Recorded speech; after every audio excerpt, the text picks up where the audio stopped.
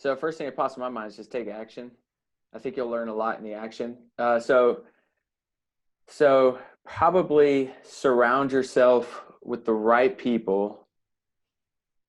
Have that healthy dose of them pushing you and kind of keeping you uncomfortable and learning more. But don't get caught in the trap of getting ready to get ready, to get ready, to get ready, to get ready, to get ready, to get ready, right? I mean, you got to take action eventually. So for new people, surround yourself with the right people.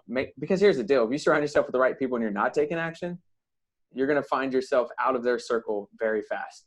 So get in their circle, learn, keep your mouth shut, listen, take in, intake, execute.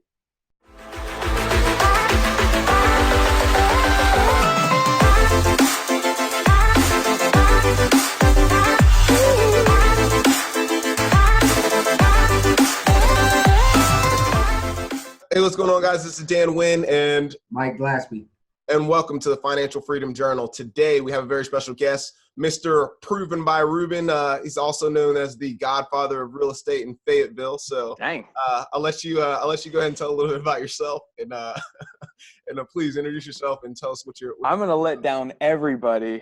Now you've introduced me as the godfather. Godfather. All right. Yeah. So I guess to simplify it, I do what's called C.I.A. So currently I do coaching or consulting for real estate agents, mostly about 95% of what that looks like. Real estate investing, short-term and long-term, and the real estate agent side where we run a sales force to go out there and execute our deals for us. That's where I'm currently at. C.I.A. C.I.A., right. Baby. So C.I.A. explain. So I know a lot of people haven't heard of that before. I've heard of it because, kind of through you, but I think that was the first time I've really found out a little bit about it. Can you explain it? Just dive into it. Just give an example of what that looks like. Yeah, so my brain's about this big. So I have acronyms for everything. Yeah. And when someone asked, like, what do you do? I was like, well, I do this. And 5 minutes later, I was like, and that's about it. And they were like, what the heck are you even talking about? So I just rolled it up into what I just encompass as C.I.A., which is coaching, where I work with, like I said, real estate agents, help them grow their business, which is completely tailored. I had somebody I just got a coach client yesterday, and they're like, so what is it exactly you'll do for me? And I was like, I don't know. I don't know yet. We got to have that conversation because it's all tailored. And then the investing side, short-term and long-term, although and I bet Mike can contest to this, we're turning a lot of the long-term into short-term. And then the agent side of the business. So goal for 2020 is to close 144 units, but we're so leveraged that I'm not out there in the field. We have 3 agents who are executing those deals for us. We're almost like headquarters, creating the deals and the referrals, and then we're just passing them to the agents. And the firm that I'm with, EXP, they allow the revenue share that's made on every single one of those deals, along with the referral fee. We charge a little bit higher of a referral fee.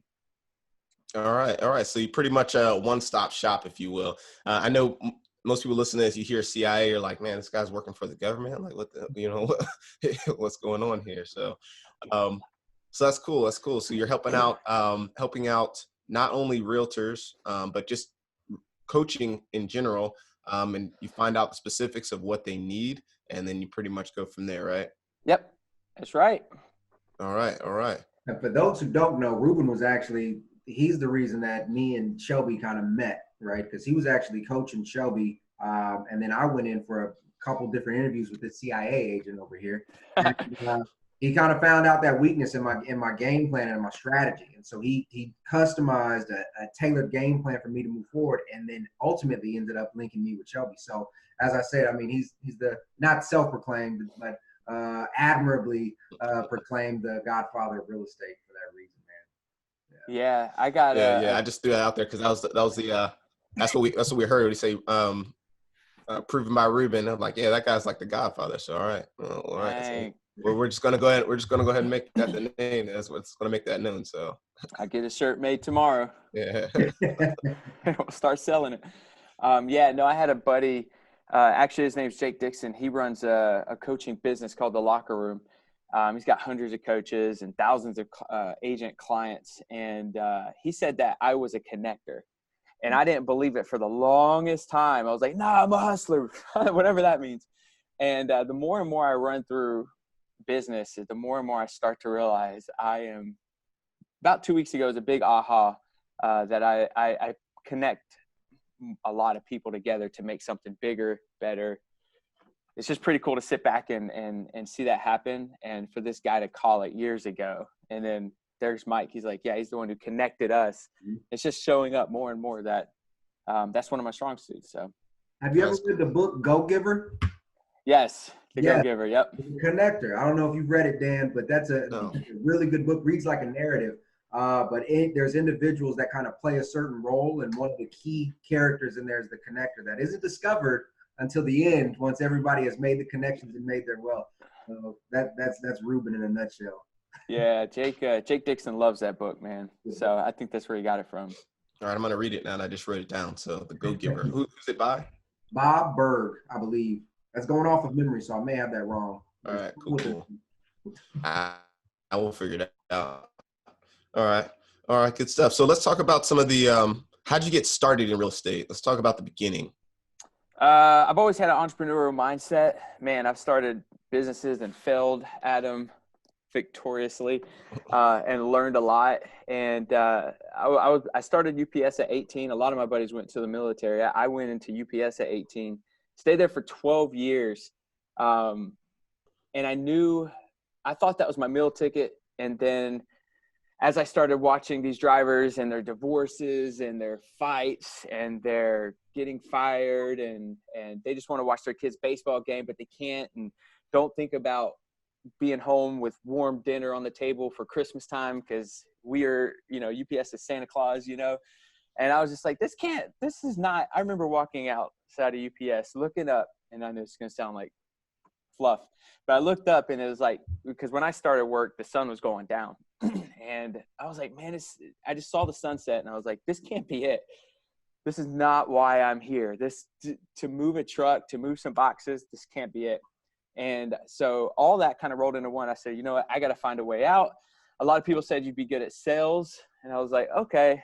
I started looking at selling telephones, like at Verizon or something. I was like, why? In Walmart, like not the ones in Walmart, right? You're talking about like sitting in the middle of the aisle, like. I didn't know. Hey. Sales is sales to me, man. Yeah, I got you. But I was like, you know what? Now I'm going to sell cars. Yeah, that's what I'm going to do.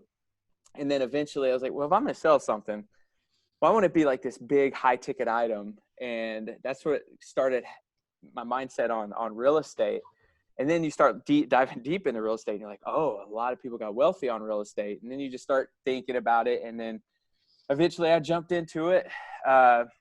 It was 10 months after I got my license that I quit UPS after 12 years. And that's kind of how I got started in the game. Failed at it, learned from it. But ultimately I had to jump from a safety net of UPS, 401ks, insurance, stock options, the whole deal, full-time, guaranteed, union. I was a single dad at the time. Like, people thought I was ridiculously stupid. But I just felt like there was something bigger out there. So I got it that you felt like something was bigger out there, right? Yep. But there had to be some like one pushing point, or maybe it was a few different pushing points, or maybe you set yourself up. You were like, hey, I need to have this amount saved before, I actually go ahead and make that jump. What was it? Because I think there's a lot of people out there. I think there's just a lot of people out there with that same I guess, predicament, trying to figure out, all right, what is it? Like, something's got to push me into, kind of going off and fending for myself. What was it for you? Ultimately, it's you, man. But yeah, I know exactly where you're going with that. And that's a great question, because I'll touch on the point that had me finally jump. But before that was like a death of 1,000 cuts. I mean, there was just all this stuff going on at UPS and just in my personal life. I was on welfare. And it's just like, it just sits with you and you're like, oh, okay, I'm going to change tomorrow. And then you don't. And then something else bad happens. And you're like, I'm going to change tomorrow. And then you don't. All that stuff not going so well. And then eventually what I did was got my license. And I didn't decide to quit right away. So I just knew I had to save up some cash. And believe it or not, I couldn't afford a coach at the time. but I went for one anyways. And I put her on my credit card, $500 a month. And she was like, I'm going to show you the way or whatever. Did that. And we built out a plan to save up 6 months of reserve just in case. She was like, do you think you can sell a home in 6 months? I was like, yeah, I think I can sell a home in 6 months. And she was like, cool. Once you hit that reserve, would you say that it would be a good time for you to quit? And I was like, yeah, it'd be a good time for me to quit. So as soon as I saved up that, I remember it was the same day I had that coaching call, and I was like, I hit that reserve today. And she was like, what are you going to do? I was like, I think I'm going to quit. And she was like, you told me you were going to quit. You promised me you were going to quit. Are you going to stay to that commitment? And at that same day, I ordered this poster, and it came in the mail I ordered it a little while back, and it came in the mail that same day. And it said, if you don't like your job, quit. Legit. I opened it the same day, and I was like, okay, all right, there's my sign. Sign from the heavens. Yeah. It was like, leave now. So I went in and put in my 2 weeks notice. Everyone was against it. But that, it was a little bit of trust in myself, a little bit of preparation, a little bit of trust everything's going to go right, a lot of hard work, a lot of ownership, just kind of balled up in one, and then you just jump. When you say a little bit of trust, was that like a gut feeling? Was that like you knew it was time to go? Yeah, and I knew I'd be okay because, we didn't grow up with a lot of money. And so, like, what's the worst that's going to happen? I'm going to be, like, what's the worst? I mean, truly, if you think about it, what's the worst that's going to happen? Believe it or not, the government will be there to like, whoa, whoa, whoa, whoa, whoa, whoa, whoa, whoa, whoa, whoa, and that's what happened to me. Although it was, I know people that use the system, but for me, it was freaking embarrassing. Mm-hmm. But at the time, I mean, there is a net, right? Like, just go for it, dude. So what? You die. Could you imagine, like, on your bed in deathbed, and you're just wondering, what if? Oh my God. That to me started killing me, the thought of that, more than just taking the damn risk and going for it. And glad I did. And I love that mindset, because that's the entrepreneur's like conundrum, right? Is what if? What's the worst thing that can happen? The worst thing that can happen is everybody's daily life. You go back and get a job. If the business fails, if the journey doesn't work out, go back and get a job. Yep. Ultimately, if you need more money, you just make more money. That's it. Yep. So I love that. So there's a hierarchy of needs, right? Maslow's hierarchy of needs or something like that. You gotta look it up. At the bottom is like the needs, the basic needs. You need food, you need water, and then it starts moving up to you need shelter, and then you need love and everything else. And I knew for a fact, I would always survive. I would always live. I would always have food. I could always go back to UPS. They'd welcome me back in a second. At that time. So yeah, no, I mean, it didn't make sense to sit there and complain about what I'm tolerating every single day. Like, why wouldn't I just do something about it? And I saw it to be a good learning moment for my daughter at the time. Like, she could watch, if you really believe in something, go for it. Kind of, you sit with yourself, and all that kind of comes into your eyesight, into your line of sight or whatever. And eventually, but none of that means jack. I've been talking to agents over and over and over, and they're this close to making a huge decision, and then they get in their own way. Yeah. They get in their own way, and they don't move forward. So all that all that I just said can mean a lot to somebody, but if you don't jump and just jump into the unknown, you're going to sit there forever, uncomfortable, complaining, and not happy with your life. You got to jump.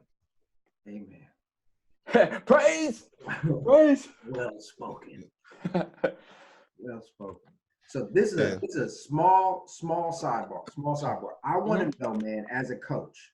Yep. You said that your coach asked you, not necessarily asked you, you made a promise to your coach that you were going to quit your job, which is a huge life decision, right?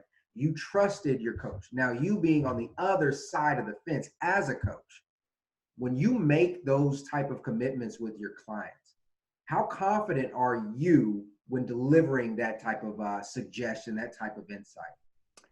Well, I'm good with it because they committed to it. Okay. You know what I mean? Like, I don't tell them to do anything. You know, we have a conversation and I have questions, and then the questions will help them self-realize what they need to do. And then I'm like, oh, cool. So would you say that you're committing to that? Right. So I'm never like telling them what to do. They'll commit to it through the questions that you ask. And then you just hold them accountable to it, you know? Like it. So I got a question with that. We talk coaches, right? And obviously you're a coach, and we talk basically the importance of coaching, because it seems like that coach had influenced a lot of your decision as far as helping you jump and take that leap, right? So, so two questions. One, why coaching? Why is coaching so important? And then two, what helped you pick, or what helped you choose a coach? Like, why that coach? You didn't say her name, but you said it was a female. So I think those are two important questions for people that are out there looking for a coach, or may want to get a coach in the future. Yeah. So for me, you know, the people that I surrounded myself with when I got into real estate, they all had coaches. So that was a big influence, right? Like, because you're seeing all the successful people, they had coaches, and you're like, well, man, you know, what would it look like if I had a coach? And so what I did was start to see the results of what a coach could do. And I had somebody tell me, they said, man, you can never, the biggest investment you could do is the investment in yourself. And I was like, oh, I see. Okay. And so she was part of a coaching program at the time that was pushed very heavily in the last firm I was with. And so I aligned myself with that coach, and I'm glad I did. What she did was she compressed time for me. You know what I mean? There was a lot that I could have learned by myself, but she just compressed the failure rate. I failed a lot faster than failing over time. You know what I mean? And trying to figure it out. I just failed faster. And the faster I failed, the more it's that I learning learned. curve. Yep. The learning curve, right? You hit success leaves clues, invest in yourself, compress time. All those things are super powerful. And I think what's really important is, you know, being on a receiving end of a coaching program is you have to know yourself, right? Because if people say you can choose a coach to be your books or your podcasts or whatever the case may be, and take that type of knowledge. But if you're not a self-starter, if you need somebody to kind of hold you to the fire and hold you accountable, I think that's super important what you're saying there, man. Get that coach, get that accountability partner, get that person who's going to literally make you make the commitment and then hold you to it. I love it. Yeah. And sorry, go ahead. No, go ahead. I was going to ask another question. I'm drinking water. You go ahead. Hey, so the follow-up. So I'm Dan. I'm new to real estate. I'm looking for a coach. What should I be looking for? Like, what specifically should I be looking for? Should I be looking for, hey, how many, the volume that this person does? Should I be looking at the, I don't know, the connection that we have? Should I be looking at their system? Like, what are some things that you would suggest Dan to look at while looking for a coach? I don't know. And the reason why I say this is because what is Dan's goals? If Dan's goals is to be the best wholesaler that there's ever been, then I would say align yourself with one of the best wholesalers that there's ever been versus a flipper investor. You know, so it really depends on what your goals are. 100% depends on what you want to accomplish. It doesn't make any sense for me to align you with someone who loves long-term and your main goal is to get very heavy in the short term. It's not going to mean as much. So it completely reliant on what your goals are. 100%. I love that, man. Watch who you get lessons from. You know, buddy of mine was like, well, you know, I want to join the NFL. I want to get to the NFL. But the whole time he was talking to somebody who last played in high school. What are you doing? Like, why are you getting advice from him? Dude, I just had an agent. They were this close to making a huge commitment that would change their whole world. Yep. And they texted me the other day and they were like, I was talking to my mentor and I was like, oh Lord, here we go. Cause I don't know who their mentor is. And more than likely, because they didn't make the move. Right. And more than likely their mentor is stuck in the same place that they've always been stuck in and doesn't know growth like they need to know growth. And she's taken advice from this person. And when they were here though, excited, motivated, ready to roll, saw the vision, it's going to be uncomfortable, right? It's not easy. And the other mentor, not knowing them, but I'm pretty sure it was very much a comfortable, easy, let's stick with this way of doing things for a while. And you got to watch who you're surrounding yourself with and the conversations that you're having all the time. I had one super successful guy say conversations equal results. And what he meant by that was like, you could find someone to believe your story anytime, anywhere. That's why, like, he was like, for example, all men are created equal. Oh, that's awesome. I thought you were going to go with the negative one, you know, all men are dogs type. Yeah, So, exactly. Well, that's Mike hanging with Mike hanging with some awesome people. But like I did that in front of a class one time. All men are, and then all the ladies were like, pigs. And I was like, see, you will always find someone to believe your story, right? If you're having a bad time in a relationship, you're going to find someone that's having a bad time in a relationship, and they're going to say everything bad about a man, right? If you walk into someone who's having a great relationship and you're like, oh, all men are pigs, all men are pigs. I'm like, well, not the man I got, pretty good, rubs my feet, you know, whatever. Because you have to understand that conversations equal results. And if you want to change your world, you got to change your conversations and the people you surround yourself with. Big time. I love it. I see we got some negativity down there. Said dogs. So we touched on coaching. I'd like to move into the investing side. I want to know what you're doing with the short term. You mentioned that you're going from long term converting to short term. Talk a little bit about that. Yeah, main reason that we even started looking at short term wasn't because cash flow. It was because there was more inspections. We flipped a home, put long-term tenants in it, and then they completely destroyed it, brought roaches I've never seen before. These people had freaking guns, and they had a little army, and they fought us at every turn, and it was bad. I mean, we could not get rid of these things. Eventually got rid of them. Had to reflip the home, and I was just like, man, we need something with a lot more inspections. And then I went to Pints and Properties that Five Pillars puts on, and a guy named Toby, was saying, oh, I manage short term, and here's the numbers. And I was like, huh, cool numbers. Yeah, fine. How many inspections do you do? Because I just got burnt again. And he was like, oh, it depends. You know, it could be every 4 days, every 3 days. I was like, whoa, that's what I want to do.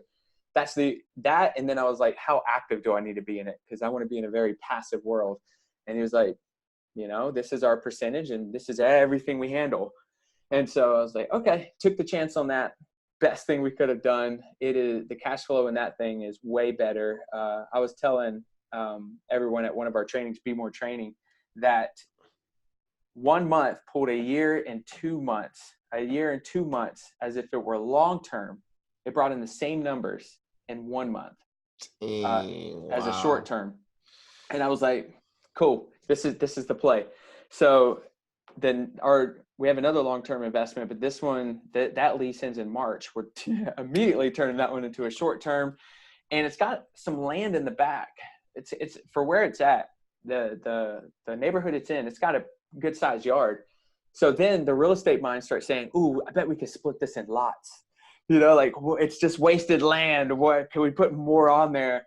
And so now what we're going to do is do that. We're going to turn into a short term. But before we turn into a short term, we're going to hook up an electrical box a little bit further back in the backyard. I'm going to go get a camper that matches the numbers for a short term. I'm going to put the camper in the backyard, and then we're going to run 2 Airbnbs out of the same property. Going all out.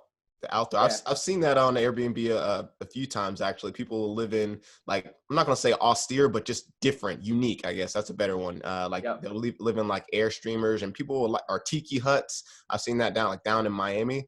People put a tiki hut in their backyard and like people will rent that out. So that's pretty cool. Yeah, exactly. So, and the cool thing is, you know, someone's going to pay for our RV, and we're going to use it 2 or 3 weeks out of the year, but park it right back there to make sure that the things that we're buying is creating cash flow for us. So that's our next play. That should happen, was that second quarter, January, February, March, into first quarter, and then moving into second quarter. I love it about real estate. You get, you know, somebody else to pay for your asset. Wonderful.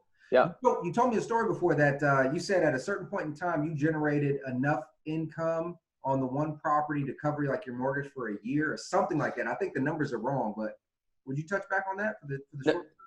No, you're right. So the long term, that one property, when it was long term, we were cash flowing about $200 a month out of it.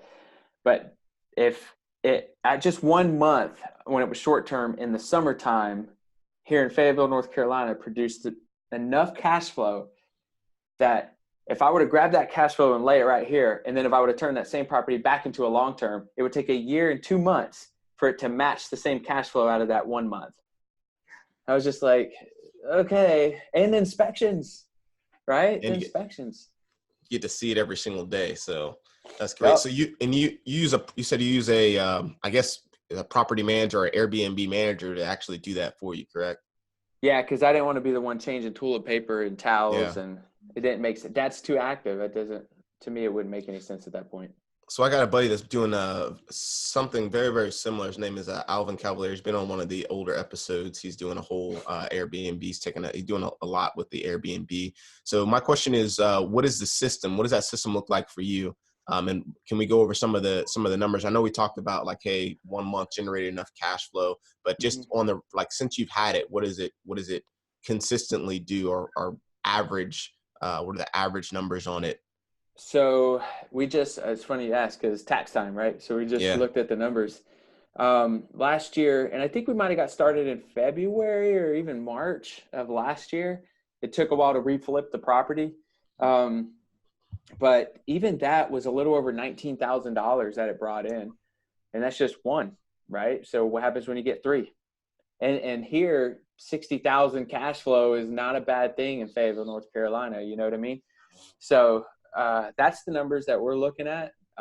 That's why we're looking at this next long-term to be short-term, along with throwing that RV back there would give us 3 units.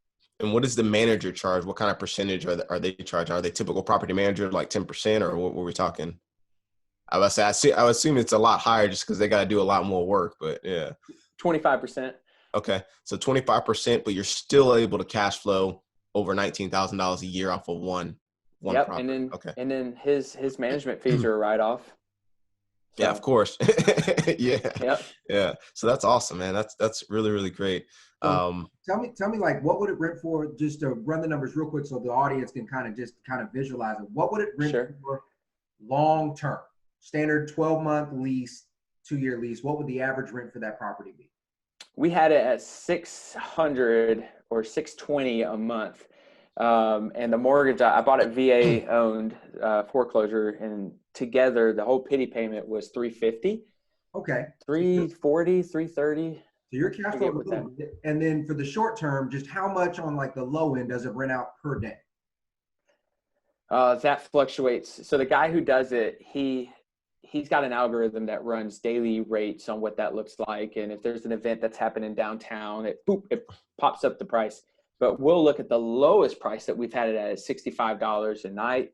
The highest was almost $200 a night during summertime. That's crazy. That is crazy. Even at $65 a night, if you multiply that by 30 days in a typical month, you're looking at bringing in $1,950, $1,950 over the long term of $620 or $650. That's $1,300 more. And so now say 25%. Who cares? Who cares? 25%. Take it. Yeah, exactly. I mean, that's why when you ask what's my system, my only system is I have in my calendar to market the Airbnb once a month, right? Is, I don't know, third week of the month or something like that. I'll throw a review that we had and like, hey, who's looking for an Airbnb or whatever. But that's my only system. The rest, this guy does. He does everything. So I'm on this big kick that Shelby actually was the first person to challenge me when all of us went to the Growth Con thing that I guess you guys even met, like everyone met. And one of the big challenges was, what happens if you die? If the plane goes down on the way home, what happens to the business and all that? So I'm on like this big kick that how does these businesses run without me? And 25% for the business to run without me is perfectly fine. That's crazy you say that, because I've been having conversations a lot with my wife. Because obviously I'm active military, my wife's active military, and I'm sure you guys have all heard of what's going on in the world. So we're like, what happens if we die in our rental properties, and really just kind of taking care of the kids and stuff. So wealth preservation. That's one of the great things about real estate and setting up systems. Passive income and setting up systems that kind of put your mind at ease with a lot of this stuff. I don't know. Do you have anything to say about that? Yeah, I mean, yeah, because you have a little daughter too, right? You have a daughter, right? dos. Yeah, two little ones. Well, one's not so little. She's 13, about to turn 14. So she's almost out the door. Kick her butt out. But no, no. One thing is that I wanted to be like a millionaire. That was the big thing. I wanted to be a millionaire. I want to be a millionaire. But when you start looking at what cash flow looks like, cash flow becomes a lot more attractive, and it's a much lower number that you need cash flow coming in to live like a millionaire, to live a little bit more worry free. And once we figure out that number, we start, how does the systems push off that cash flow every single month? The great thing is, if I don't die, then that frees up, right? So you got to think about it. And what's one thing is, like, what you focus on expands, right? So everyone around me is like, dude, will you shut the hell up and quit saying that? I'm like, what would you do if I was dead though? Like, how would you handle it? So I got to quit. I got to like slow down on that. But the great thing is, if I don't die, then that frees up more time for me to focus on. I was telling someone the other day, is focus on taking more risk, right? I mean, it just frees you up. The tool of money can free you up, especially in the cash flow world. And one of the messages on the Financial Freedom Journal podcast is that we always try to inspire education about finances. There's a big difference between wealth creation and wealth preservation, right? You can go out and make a lot of money, but how do you keep it? And cash flow is one of those pillars when it comes to wealth preservation. That's the sustainability. And so, when you talk about how do we increase, I mean, we actually, me and Ruben and Shelby, we have a revenue development mastermind that we do roughly about once a month. And essentially, how do we create more cash flow? How do we define or identify that lifestyle that we all, want? I think that's so important for everybody out there to really sit back and have that conversation. What would life look like if I had an extra $5,000 a month coming in? It's super, super impactful. Yep. And sit down with someone who's going to be like, hold you accountable. Yeah, you're bull jiving me. Yeah. You're bull jiving me. Whatever, you're lying. You need those people, because I'm telling you, without that group, that I wouldn't be where I'm at, because there's a lot of transparency, there's a lot of conversations, there's a lot of mastermind on how to get to that next level. And exactly. And no one cares about your feelings, right? They're there to help you say what you say. They're there to help you get to where you said you wanted to get. So that's been game changer for me, for sure, is that mastermind around that. Yeah, man, and show up. How many people just don't show up? Like, I mean, I'm gonna bite my tongue on this one, man. People don't show up. They want what they say they want, and they don't show up. They don't ever show up. There's always an excuse. So, dude, strike two, you're out, right? Like, get rid of those people, those excuse makers. Dude, all you got to do is show up. Pints and Properties, Saturday. Show up. There's going to be a conversation that you're going to have with someone that's in the back that's not talking to anybody that could change your whole world. But people don't show up and expect for it to happen.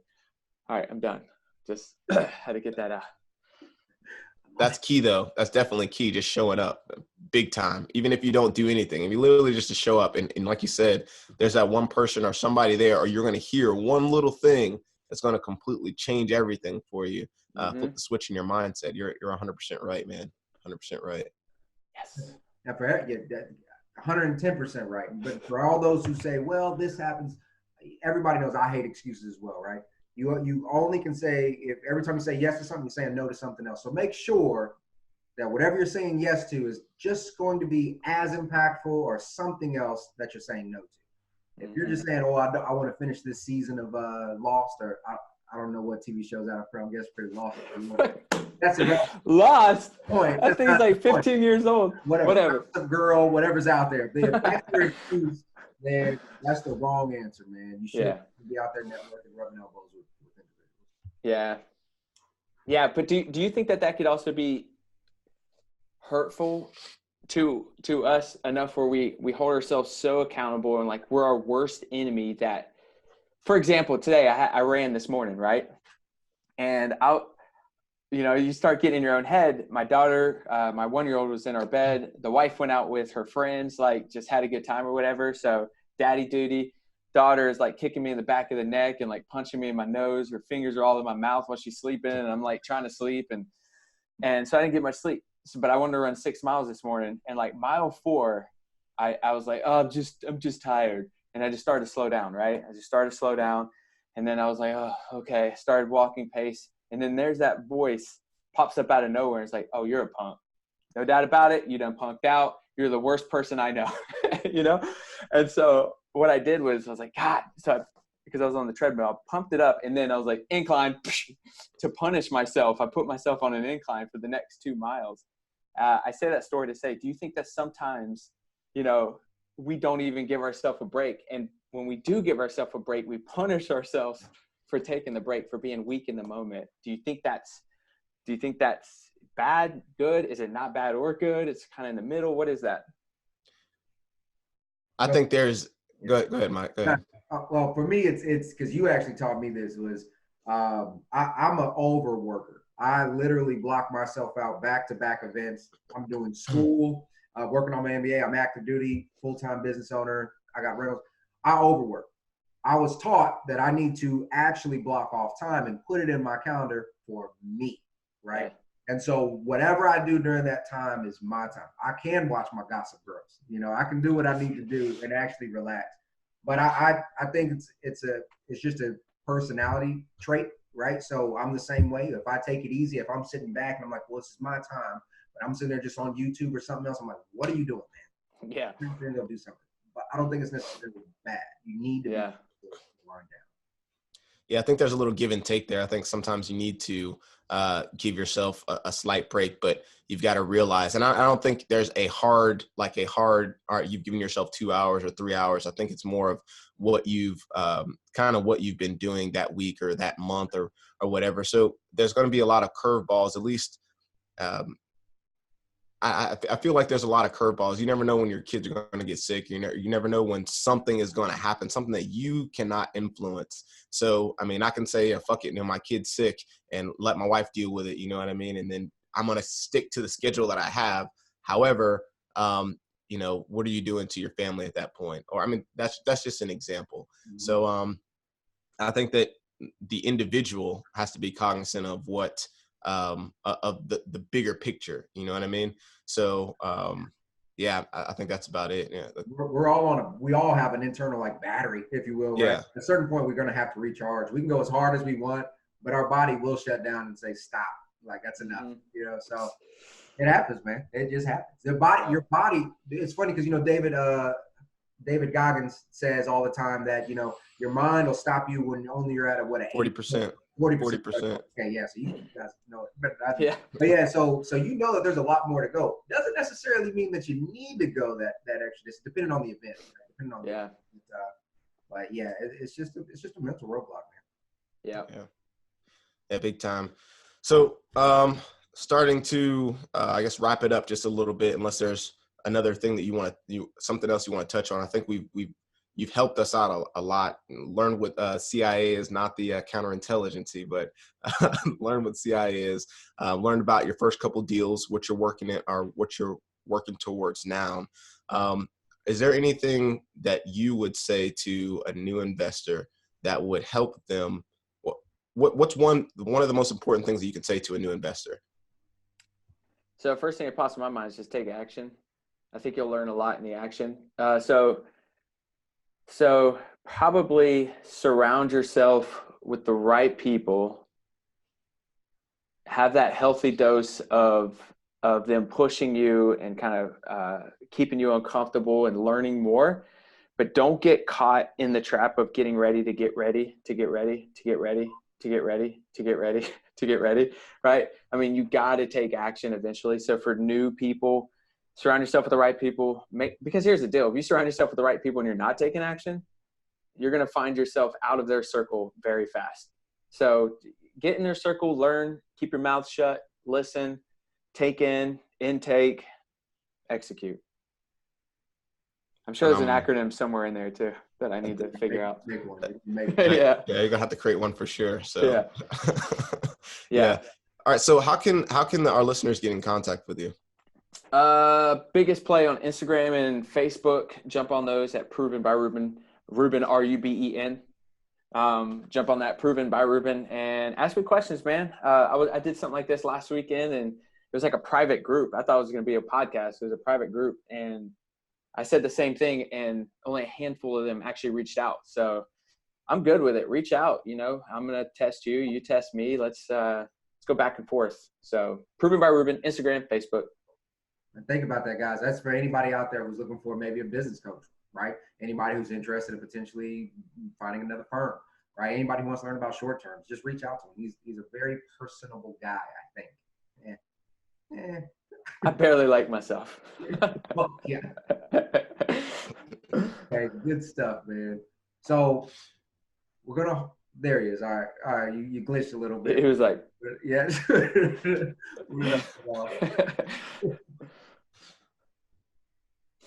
I'm good. Yeah, go ahead. All right. Yeah, no, that was it, man. I just wanted to let everybody know that they can reach out to Ruben for anything, you know, for coaching, for short-term advice.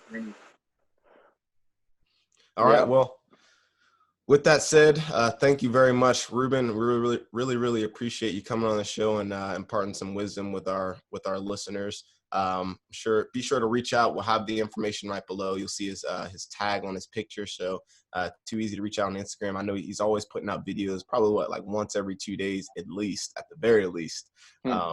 So gotta tell your story. It's killing it on Instagram and any other social media platform. So make sure to look him up. And with that, this is Dan Wynn and Mike Glaspie signing off.